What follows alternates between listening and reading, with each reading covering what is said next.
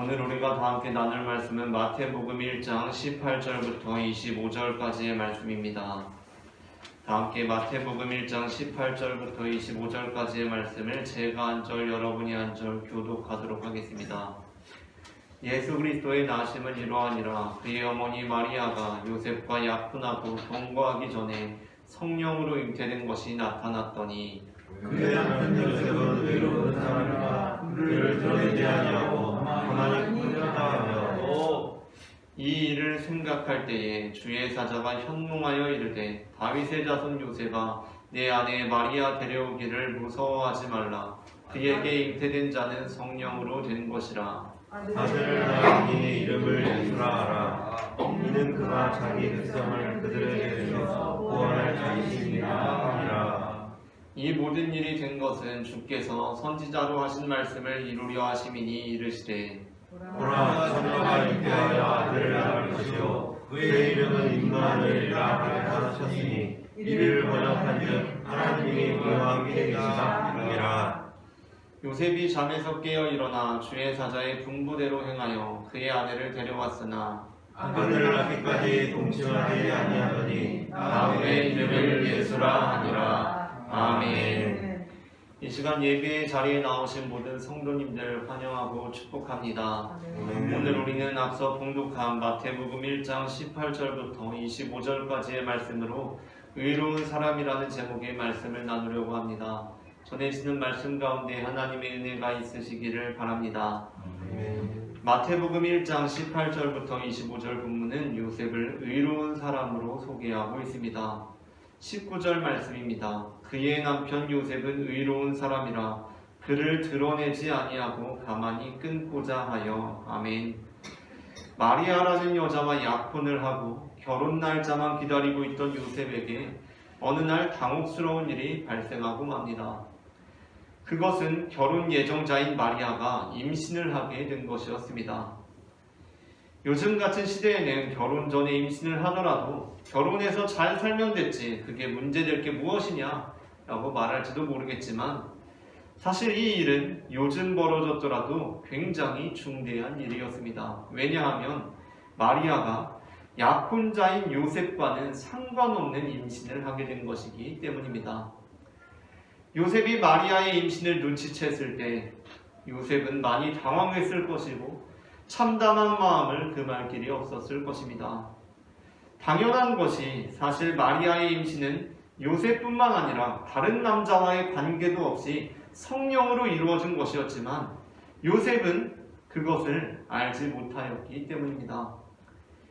20절에 주의 사자가 요셉의 꿈속에 나타나서 다급하게 마리아가 성령으로 임신한 것이라는 소식을 전한 것으로 봐서 19절에 이르기까지 아직까지는 요셉이 마리아가 성령으로 잉태한 것이라는 사실을 알지 못했다고 보는 것이 더 적절합니다.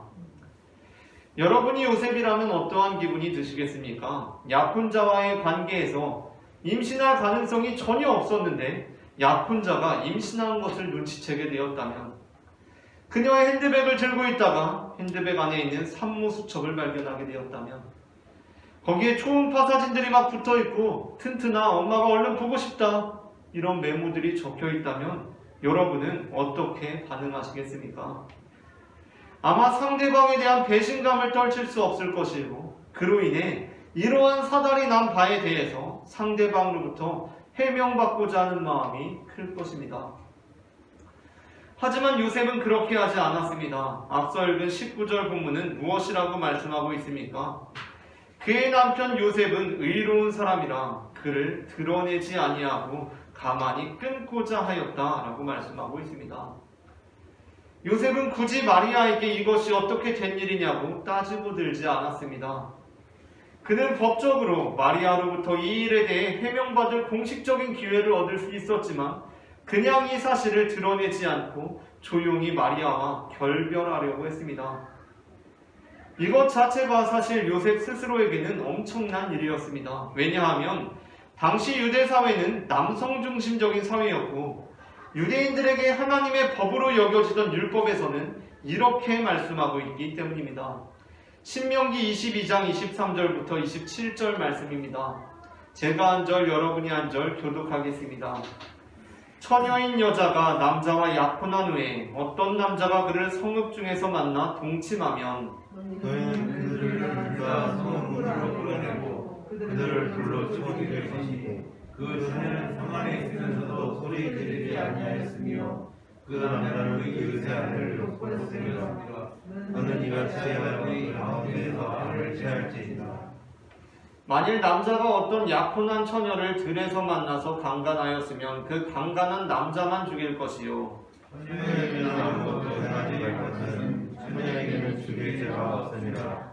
이 일은 사람이 일어나 그 이웃을 쳐죽는 것과 같은 것이라. 함께 읽겠습니다. 남자가 처녀를 들에서 만난 까닭에 그 약혼한 처녀가 소리질러도 구원할 자가 없었음이니라. 아멘. 요셉은 충분히 이 율법에 명시된 대로 마리아로부터 해명받을 기회를 얻을 수가 있었습니다. 그것은 정당한 일이었습니다. 이 일이 어떻게 된 것인지, 마리아 자신은 원하지 않았는데 인적이 드문 곳에서 강제적인 관계로 임신을 하게 된 것인지, 아니면 본인도 원했던 것인지 캐물을 수가 있었던 것입니다. 하지만 요셉은 아마도 그렇게 하는 것이 마리아를 곤경에 처하게 하는 것이라고 생각했던 것 같습니다. 법대로 하면 일단 이 일이 만천하에 공개됨은 물론이고 모든 상황에 대해 100% 확신할 수 없었던 요셉의 입장에서 생각해 볼 때 최악의 경우 마리아가 돌에 맞아 죽을 수도 있었기 때문입니다. 그래서 요셉은 그냥 이 일을 드러내지 않고 조용히 마리아와 결별하려고 했습니다. 하지만 이렇게 요셉이 단지 마리아와의 관계를 조용히 정리하려고 했기 때문에 요셉이 의로운 사람이라고 본문에 소개되고 있는 것은 아닙니다. 사실 요셉이 의로운 사람이었다고 제시되는 그 이유는 그를 드러내지 아니하고 가만히 끊고자 했기 때문이 아니라 바로 그 다음에 이어지는 구절, 그 내용 때문입니다. 오늘 본문 19절에 이어서 20절은 이렇게 시작되고 있습니다. 19절입니다. 그의 남편 요셉은 의로운 사람이라 그를 드러내지 아니하고 가만히 끊고자 하여 라고 말씀합니다. 그리고 그 다음 20절은 이렇게 이어집니다. 이 일을 생각할 때에 그의 남편 요셉은 의로운 사람이라 그를 드러내지 아니하고 가만히 끊고자 하여 이 일을 생각할 때에 바로 이것이 요셉이 의로운 사람이었던 이유였습니다.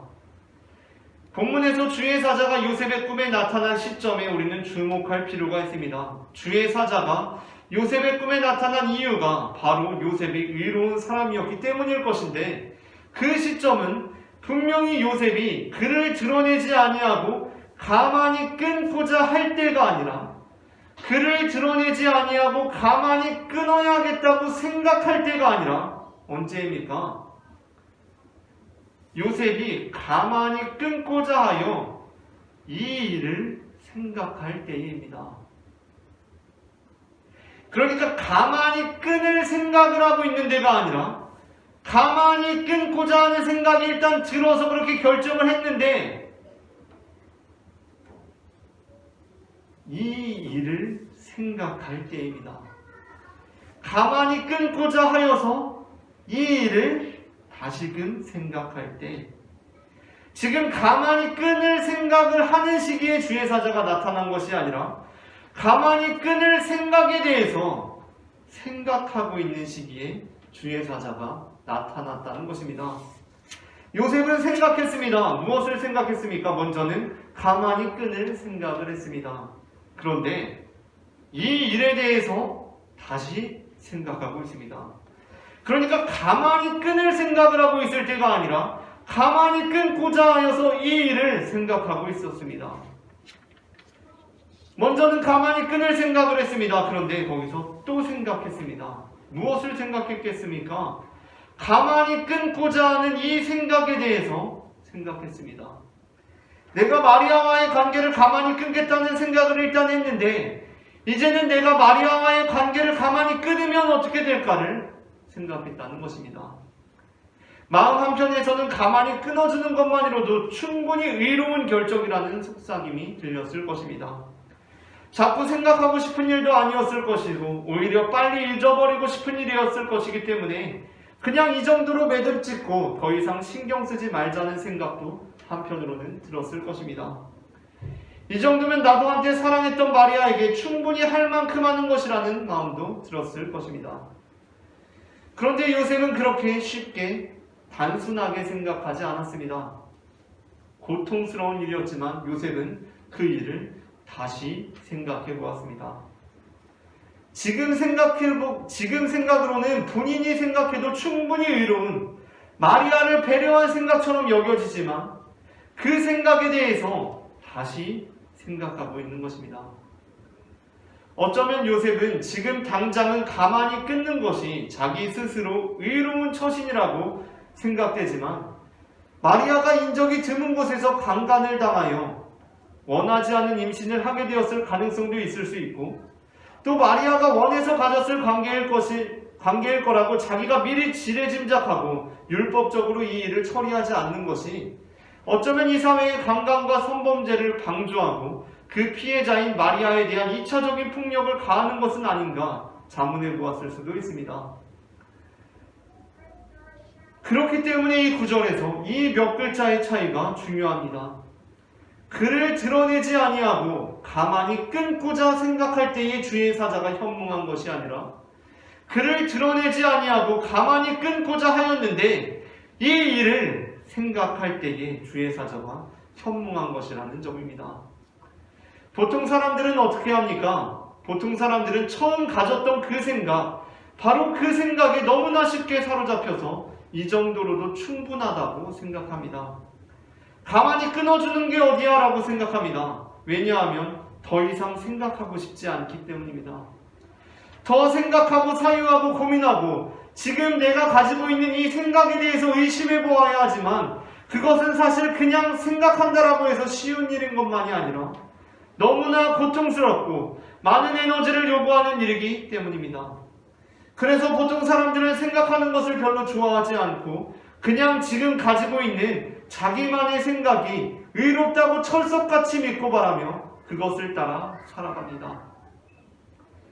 그렇게 많은 그리스도인들 역시 사유의 전쟁 같은 삶을 살아가셨던 예수 그리스도의 길을 따르기를 포기하고 무사유라는 우상의 신당에 방석을 깔고 앉아있는 바리새인의 삶을 따라 살아가고 있습니다. 그렇게 많은 그리스도인들 역시 사유의 전쟁 같은 삶을 살아가셨던 예수 그리스도의 길을 따르기를 포기하고 무사유라는 우상의 신당에 방석을 깔고 앉아있는 바리새인의 삶을 따라 예루살렘의 아이만처럼 살아가고 있다는 것입니다. 하지만 요셉은 그렇게 하지 않았습니다. 요셉은 무사유라는 유혹에 빠지지 않았습니다. 그는 바로 그러한 의미에서 의로운 사람이었습니다. 요셉은 자기가 현재 가지고 있는 생각이 주는 편안함과 안락함에 머무르려고 하지 않았습니다. 그는 자기 생각에 대해서 생각했습니다. 그는 자기가 지금 가지고 있는 이 생각에 대해서 생각했습니다. 이거 그냥 나만의 생각 아닌가? 라고 말입니다. 그러한 면에서 요셉은 그렇게 진정한 의미에서 생각함으로써 참으로 내 뜻과 내 생각을 내려놓기를 원했던 사람이었다고 할 수 있을 것입니다. 바로 그러한 요셉에게 하나님께서 찾아가십니다. 생각하는 사람. 그렇게 생각함으로써 정말 자기 생각을 내려놓기를 원했던 사람. 의로운 사람 요셉에게 하나님께서 찾아가신다는 것입니다. 그리고 주의 사자가 요셉의 꿈에 나타나 주신 생각은 이전에는 가져본 적도 없고 정말 생각해 본 적이 없는 엄청난 생각이었습니다. 완전 새로운 생각이었습니다. 그 생각이 무엇입니까? 그것은 현재 가지고 있는 생각. 그러니까 마리아가 임신한 일을 드러내지 않고 그녀와 조용히 관계를 끊는 것도 아니고 다시 통념들, 다시 율법으로 되돌아가서 전지전능하신 하나님께서 유대인들에게 주신 그 법대로 해결하는 것도 아니었습니다.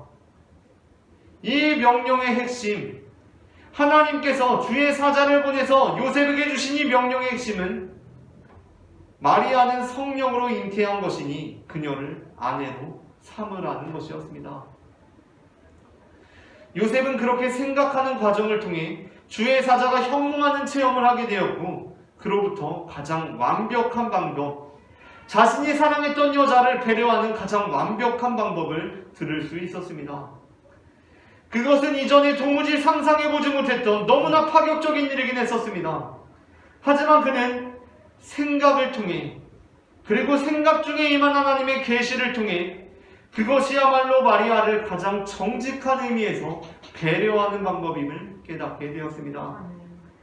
그는 이 과정을 통해 사실 이제까지 마리아와의 관계를 가만히 끊는 것을 사랑했던 여인에 대한 최선의 배려라고 스스로에게 애써 포장해왔지만, 그렇게 스스로 속여왔지만 그 안에는 그럼에도 불구하고 나와는 상관없는 아이를 임신한 여자를 아내로 맞을 수는 없다는, 한때 사랑했던 여자긴 하지만 일이 이렇게 되었으니 이제 어디 한번 혼자 알아서 잘 살아보라는 식의 냉혈함이 은폐되어 있었다는 것을 스스로 발견하게 되었던 것일지도 모르겠습니다.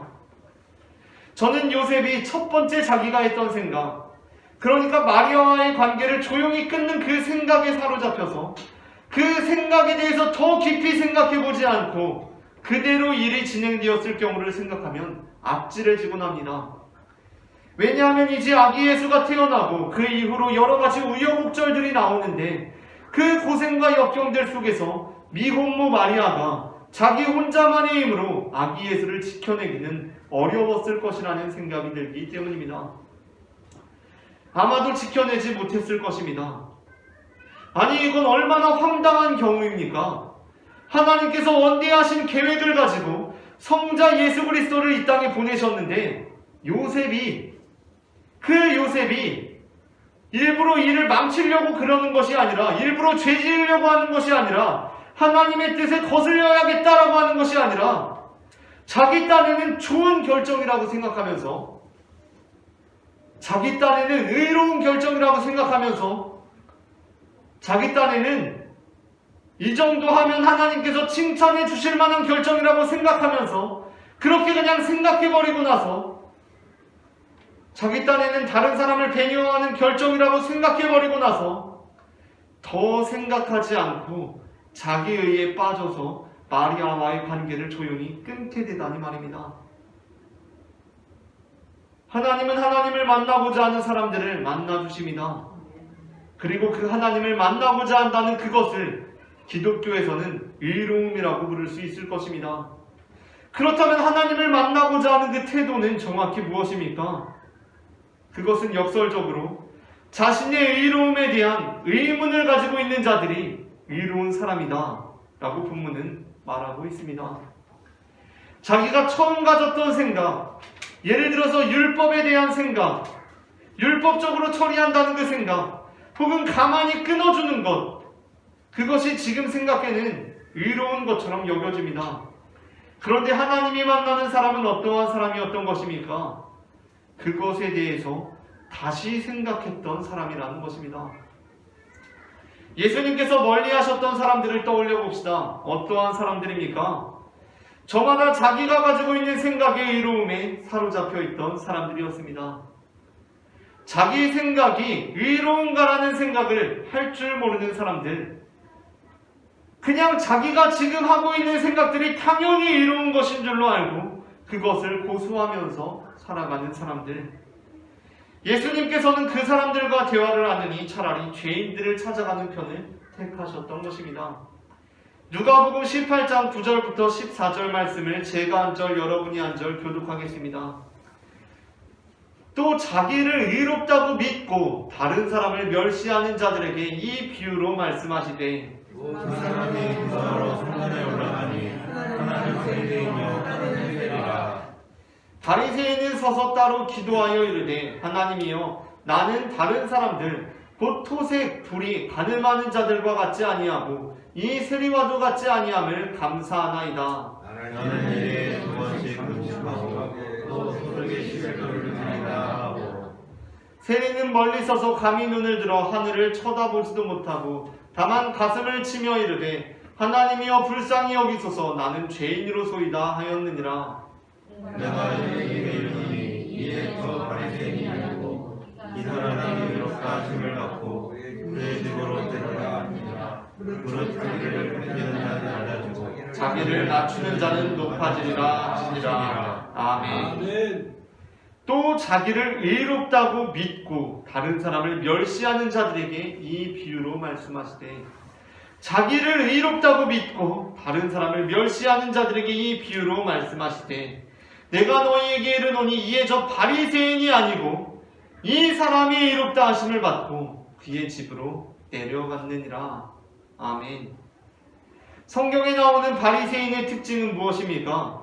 예수님께서 주시는 새로운 법을 받아들이지 못하고, 받아들일 그 기회를 얻지 못하고, 이전에 자기가 가지고 있던 생각들, 입장들, 의롭다고 여겨지는 행위들, 어떠한 개념들, 통념들을 끝까지 고수하는 자입니다. 자기가 가지고 있는 그 생각에 대해서 생각할 줄 모르는 사람들입니다. 그들은 그러한 면에서 참으로 생각할 줄을 모르는 사람들입니다. 이들은 요한복음 8장 3절에서 6절에 나오는 것처럼 가늠한 여인을 잡아다가 모세의 율법에 이러한 여자를 돌로 치라 명하였는데 당신은 어쩔 셈입니까? 라고 시비를 거는 사람들입니다. 그렇기 때문에 세상 사람들이 다 자기 생각에 사로잡혀서 자기만이 옳다고, 자기 생각이야말로 의로운 것이라고 주장하더라도 우리 그리스도인들만은 그러한 사람들이 되어서는 안 됩니다. 우리는 내 생각의 의로움이 아니라 오히려 우리가 지금 가지고 있는 그 생각, 이 생각이 지금은 가장 의로운 생각이라고 여겨지지만 그럼에도 불구하고 이 생각에 대해서 생각할 수 있는 능력을 오히려 우리의 의로움으로 삼고 살아야 합니다. 그것이야말로 우리가 가지고 있는 진정한 의미에서 의로움이라는 것을 우리는 깨달아야 합니다. 왜냐하면 우리가 바로 그 의로우신 하나님의 은혜를 입은 사람들이기 때문입니다. 그러한 면에서 오늘 본문에 등장하는 요셉은 아기 예수를 이 땅에 보내시며 하나님께서 먼저 겪으셨던 과정과 그 과정을 통한 결정을 가장 극명하게 반영해주고 있습니다. 우리가 믿음으로 고백하는 내용이란 무엇입니까? 우리 그리스도인들이 믿음으로 고백하는 내용은 무엇입니까? 그것은 우리가 하나님과의 관계에 있어서 죄인이라는 것입니다. 참으로 우리는 하나님 앞에서 율법대로 따지면 구원을 받을 수 없는 지경에 이른 사람들입니다. 그런데 하나님께서는 우리를 사랑하셨기에 그런 우리를 바라보시며 생각에 잠기셨습니다. 하나님께서는 죄인들을 향한 몇 가지 가능성이 존재했습니다. 먼저는 그저 율법대로 처리하는 것이었습니다. 다음은 율법대로 처리하는 방법을 피하되 우리와의 관계를 끊는 것이었습니다. 내버려 두는 것입니다. 그렇게 우리와의 관계를 단절함으로써 율법대로 처리하는 방법만큼은 회피하는 것이었습니다. 이 두 가지 갈림길에서 하나님은 의로운 율법으로 우리를 대하시지 않으셨습니다. 하지만 차선책으로, 아니 일단은 최선책으로 떠오른 우리와의 관계를 끊는 것을 의로운 결정으로 채택하고 섣불리 행하지도 않으셨습니다. 그렇다면 하나님께서는 어떻게 하셨습니까? 이제 저는 하나님께서 깊이 고민하시고 생각하시고 사유하신 그 놀랍고도 의로운 은혜를 입은 사람으로서 이렇게 고백합니다. 하나님은 그 두 가지 방법, 율법대로 처리하는 것, 그것이 아니면 우리와의 관계를 끊어버리는 것, 그 두 가지를 넘어서 정말 말도 안 되게도 우리를 아내로 삼는 방법을 택하셨습니다. 우리를 신부로 맞으신 것입니다. 하나님께서는 자신의 이름으로 우리를 신부로 맞으신 것입니다. 우리는 바로 그 하나님을 의롭다고 부릅니다. 우리에게 이 일을 행하신 하나님을 완전하시다라고 찬양합니다. 하나님께서는 범죄한 우리를 바라보시면서 야, 죄 지으면 어떻게 하냐? 몰랐나 본데 율법이라는 것이 있다.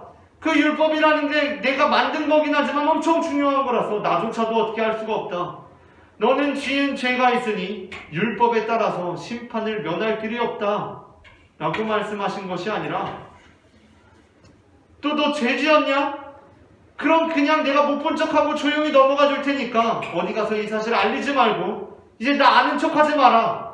조용히 넘어가 주긴 할 건데 이제 우리와의 관계는 끝났다 라고 하시는 것이 아니라, 처음에 가지고 있던 생각들, 처음에 완전하다고 여겼던 생각들, 처음에 의롭다고 선포했었던 내용들을 모조리 다시 생각하고 전면 취소하고 번복하고 말을 바꿔서 우리를 아내로 삼고 구원의 길로 인도하셨다는 것입니다. 아멘. 혹 어떤 이들은 이렇게 물을지도 모르겠습니다. 아니, 그것이 어떻게 의로움이 됩니까? 그것이 어떻게 완전함이 됩니까? 물론 저 역시도 이것이 모든 영역에서 합당하다고 생각하지는 않습니다. 그러나 영적인 의미에서 우리는 그렇게 깊이 생각하시고 고민하시고 사유하시고 이전에 내렸던 결정들에 의해서 다시 생각하고 제3의 결정을 내리시는 하나님이야말로 정말 의로우신 분이고 완전하신 분이라고 고백합니다. 2014년 4월 16일 이 나라에 다시는 있어서는 안 될 비극이 있었습니다. 바로 세월호에서 수많은 사람들이, 학생들이 죽음을 맞게 된 것이었습니다. 그때 그 아픔을 온 나라가 함께 겪으면서 우리의 마음을 더욱 안타깝게 했던 것은 선내에 울려 퍼졌던 잘못된 안내방송이었습니다. 당시 침몰하고 있던 세월호 안에는 일단 가만히 있으라는 안내방송이 이루어졌다고 합니다. 그런데 한번 이렇게 생각해 봅시다. 누군가 잘못된 생각으로 인하여 탑승객들에게 가만히 있으라고 안내방송할 수 있습니다. 우리 중에 누구라도 그런 당황스러운 일을 경험하게 되었을 때 순간 잘못 판단해서 탑승객들에게 일단 가만히 있으라고 안내방송할 수도 있습니다. 그런데 다시 얼마 지나지 않아서 내가 그렇게 방송했던 것이 잘못된 판단이었구나. 내가 생각했던 것이 잘못된 생각이었구나. 그것이 잘못된 것이었고 이건 처음부터 애당초에 잘못된 것이었구나 라는 것을 깨닫게 되었습니다. 그렇게 된다면 이제 그 사람은 어떻게 행동해야 합니까? 다른 사람들 다 내버려두고 나 혼자서 탈출하는 것이 아니라 이제 어떻게 해야 합니까? 이전에 있던 안내방송을 전면 취소하고 여러분, 그때 제가 말했던 것은 잘못되었습니다. 잘못 방송했습니다. 어서 탈출해야 합니다. 라고 방송해야 합니다. 어서 탈출하십시오라고 반드시 방송이 이루어졌어야 합니다. 하지만 이것을 저의 연약한 저의 삶에 솔직하고 구체적으로 적용해 볼 때 저는 이것이 생각보다 쉬운 일은 아닌 것만을 알고 있습니다. 생각보다 쉬운 일이 아니라는 것을 알고 있습니다. 우리는 항상 현명할 수 없고 늘 실수가 많은 존재들이기 때문에 우리의 일상생활 속에서 너무나 자주 이와 유사한 상황을 겪으면서도 다시 안내방송을 하기보다는 내 자존심을 신경 쓰고 내 사회적 지위를 먼저 챙깁니다. 이전에 얘기했던 것, 이전에 방송했던 것 다 취소하고 여러분 빨리 도망치십시오라고 하기보다는 내 자존심이 있지 라고 생각한다는 것입니다. 그래도 내가 선장인데 이전에 내가 내렸던 결정을 잘못했다고 말할 수가 있어 라고 생각한다는 것입니다.